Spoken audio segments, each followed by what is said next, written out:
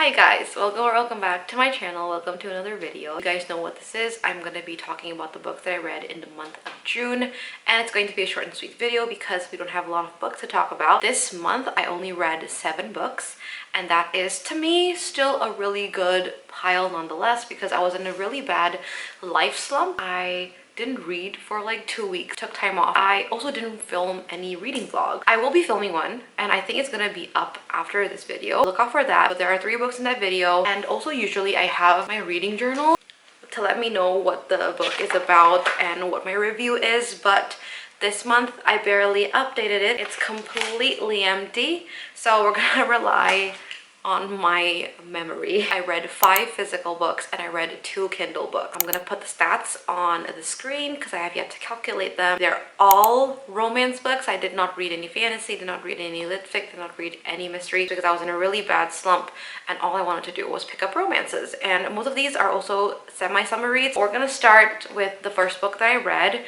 which is The Dixon Rule by L. Kennedy. This is the second book following The Graham Effect. And this is, by the way, a hockey romance series. You don't need to read the first book. I do recommend reading the first book and then this one. The first book, in my opinion, is a bit better than this one, so I do recommend reading it anyway. This is about Diana Dixon, who is a part of the cheerleading team, and also the MMC is Shane, who is a part of the hockey team and is the MMC's best friend. And Shane moves into the apartment complex that Diana currently lives in. They become neighbors. After a turn of events, they end up becoming friends with benefit. Diana doesn't really actually like Shane as much because Shane recently broke up. He ends up sleeping around with a lot of the girls in the cheerleading team, and Diana doesn't like that because it ends up ruining the camaraderie in the cheerleading team. Diana's also going through a whole spiel with her ex, who is basically stalker vibes, and it was a really fun and lighthearted and easy read. The romance was just really steady. There wasn't a third act conflict whatsoever. I had an enjoyable time, but I think I wasn't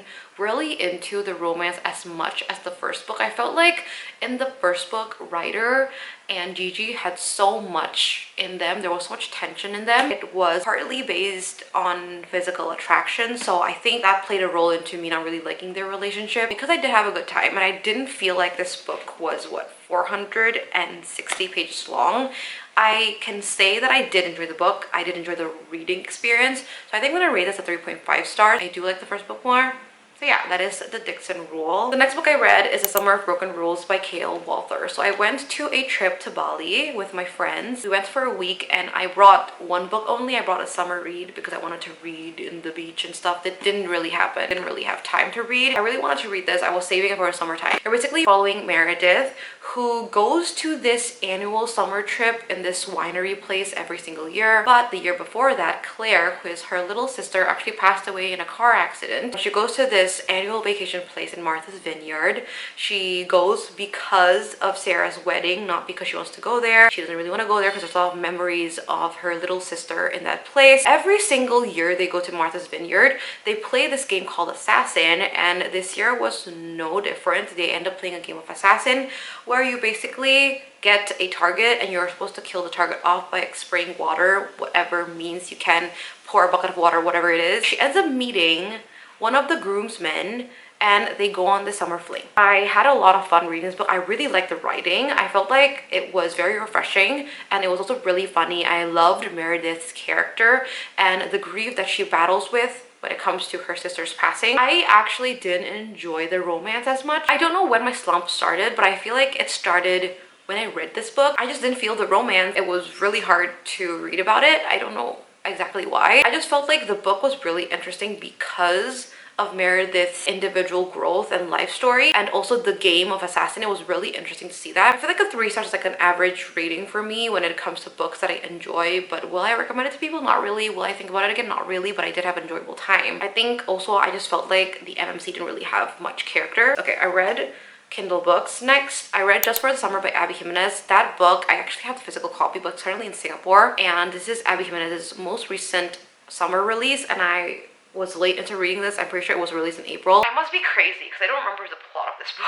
So Just for Summer, you're following the FMC, whose name I don't actually remember. And also, by the way, I was reading Just for Summer alongside Summer of Broken Rules. I was like tandem reading it basically. Anyway, the main plot of the story is that the FMC, she's a nurse who actually moves around hospitals, a traveling nurse, I would say. I don't really know what it is called. And she comes across this Reddit post, or her best friend comes across a Reddit post. The post is about the MMC, whose name is, I don't remember.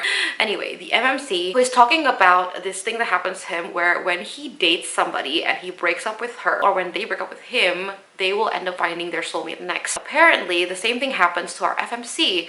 And so they end up talking online. MMC then tells the FMC that they could fake date in order to cancel off their little curse, and so they can find their soulmates after they break off with each other. Since she's a traveling nurse, the FMC decides to move to the MMC city to try out this dating thing. But the FMC has a lot of trauma when it comes to her family, and so she struggles with forming connections and getting into relationships. The FMC also had a few family problems. It was a really heavy book. I feel like when you get into this book, you need to read a trigger warning. If I didn't know that this book was talking about this topic, I would have been really triggered. I felt for both characters individually so much. I felt like they both were just going through so much, and I empathize with them a lot. I love hearing their story and seeing them grow, especially FMC. I think her name is Emma. I don't know why I'm getting it, but I think her name is Emma. The growth you see throughout the book and the way she kind of pushes herself to the limit by the end of it was beautiful. I loved it. It was really heartwarming. I love the little plot twist we get by the end of this book.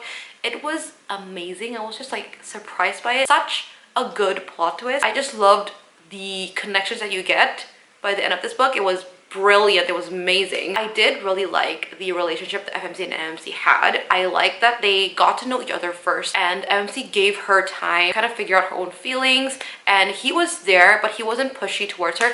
I love their relationship, but I couldn't really see the love that a lot of people had for this book. Like, Yours Truly for me hit a little bit harder, but I think it's because I resonated with Brianna a lot more, and also seeing Brianna in this book was amazing, so I love that. I just felt like I couldn't really connect with the characters, so I ended up rating Just for a Summer of 4 stars. It wasn't bad. Like, it wasn't bad. I had fun. I liked it. Obviously, I love her writing. I don't think I can rate her book any lower than like a 3 stars because I really like her writing. I then read this was random. I didn't remember reading this. I forgot that I read this, and then I was checking on my KU and I realized I read it.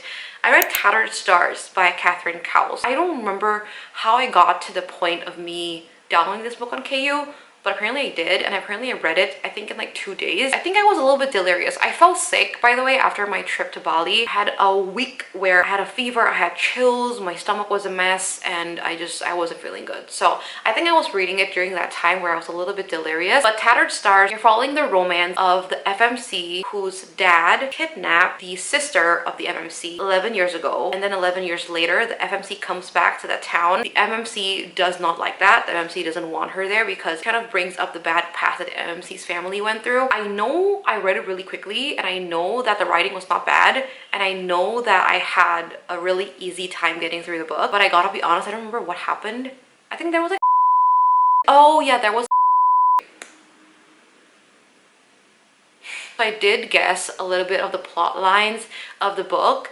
It wasn't a big surprise to me. Did I like the romance? I don't think I did. I think I'm gonna rate this a 2.5 stars because I don't remember hating it. If I don't like a book, I feel like I will remember the feeling of not liking the book, but I don't remember not liking the book. But it's not leaving a lasting impression on me.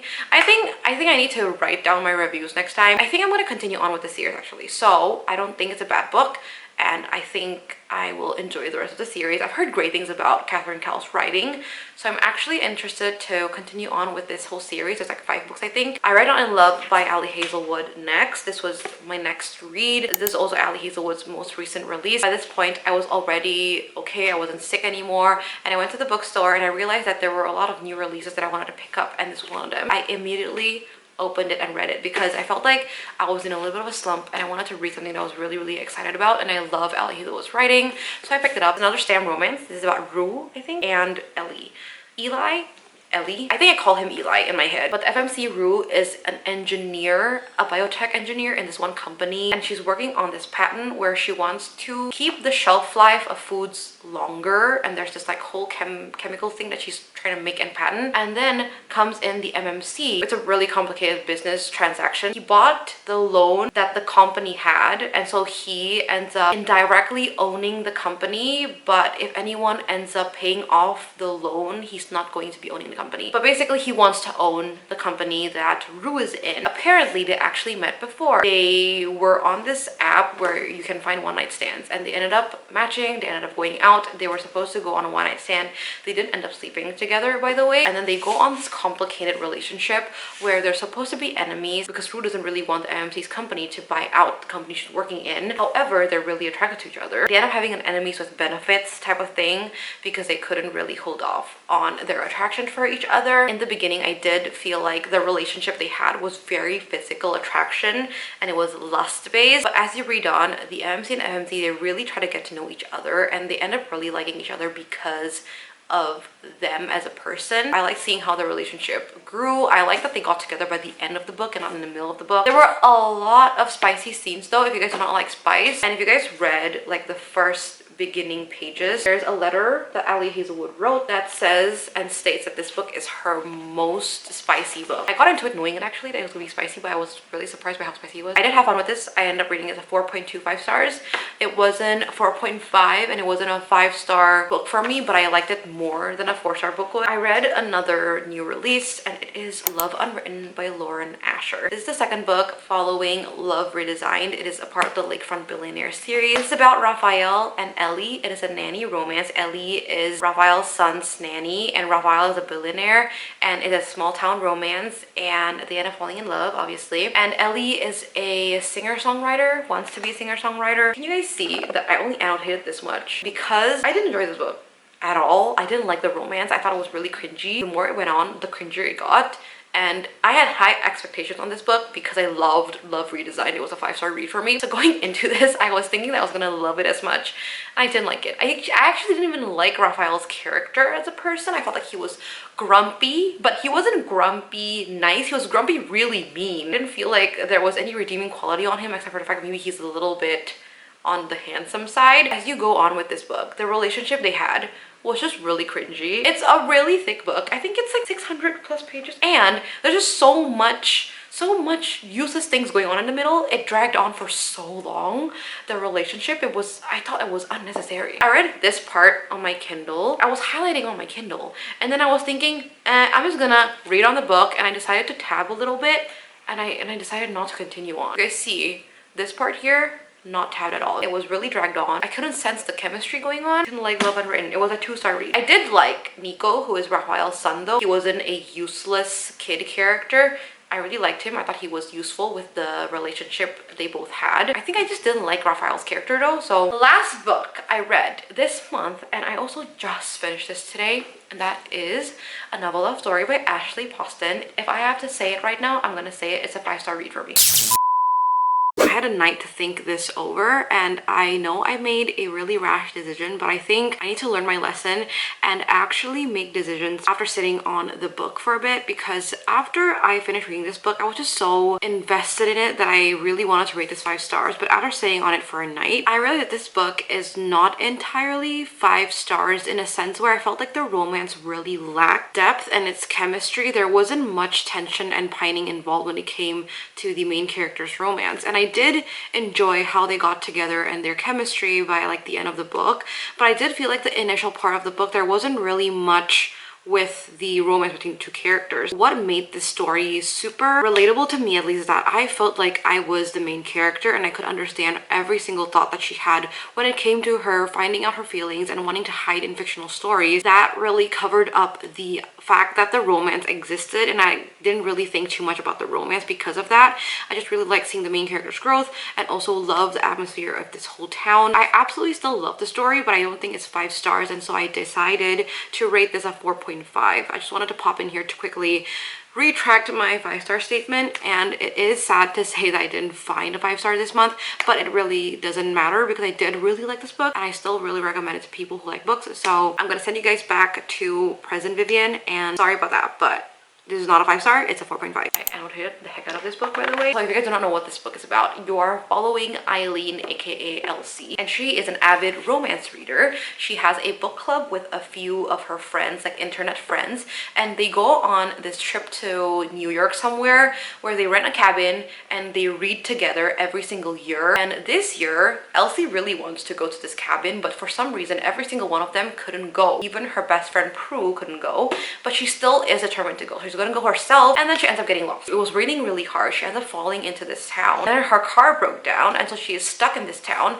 And then she came to realize that this town really resembled the town of her romance book series. It is called Eloraton, and then there is this character in this world that she has never met before in any of the books, and she's confused as to why he's there. I think what made this book beautiful, magical, heartwarming was the fact that this book was about books and about book lovers. You are talking about falling into a town of your favorite romance series. Imagine falling into Chestnut Springs. Imagine being able to meet those characters of your favorite romance book series. Like right now, you think about it right now, all of the descriptions of the bookstores and the books, and how when you read books you get these feelings, all of those descriptions, it was lyrical, the prose was impeccable, it was beautiful. I love those bits so much. Even more than the romance, I loved those parts of the book. I love seeing how the main character falls into her love for books, but I also really liked seeing the main character really grow. She has gone through a lot in her life. I love the world that this book is in. I was giggling,